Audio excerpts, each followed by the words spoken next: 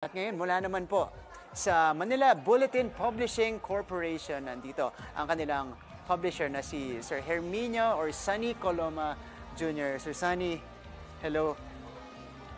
Magandang umaga, sir. Magandang umaga po sa inyo. Sir Sunny, you've been in this business for a very long time already and you've seen a lot of trends happen. Pero etong fake news, kumbaga kung irarank mo to sa mga na-encounter nyo na mga problema in the media throughout the years, saan mo to ilalagay? Ito ang pangunahing hamon ng ating panahon sapagkat ang tinutukoy dito ay yung katotohanan. Yung kasinungalingan o fake news ay taliwas sa katotohanan.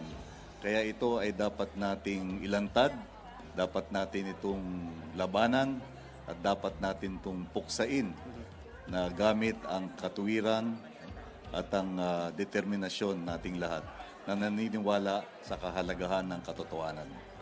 Okay. Kayo, sir, in your organization and in your company, how do you make sure na hindi tayo matatalo ng fake news, na katotohanan lagi ang lalaganap? Importante yung pagtaguyod ng tamang pinahahalagahan o values. Kaya sa amin, importante yung fact-checking. Tinitiyak muna namin na lahat ng datos, lahat ng impormasyon na ilalabas bilang balita ay makatotohanan o may batayan. Hindi pwedeng imahinasyon ito, hindi pwedeng inimbento ito, hindi pwedeng nilagay lang sa isang piraso ng balita dahil gusto. Kinakailangan may batayang konkreto at katotohanan sapagkat kung hindi po ganitong gagawin natin, wala tayong karapatan na mamahagi ng impormasyon sa sambayanan. Huli na lang, sir, para sa lahat ng nanonood sa atin ngayon, mga kapuso, of course, our Filipino voters, lalong-lalo na, this coming midterm elections natin, ano yung mensahe mo sa kanila para sumali sila sa atin sa kampanya kontra fake news? Sa atin po mga kababayang Pilipino, intindihin po natin at isa puso yung diwa ng katotohanan. Ang katotohanan ang pinanggagalingan ng katwiran at ang katwiran ang pinanggagalingan din ng katarungan.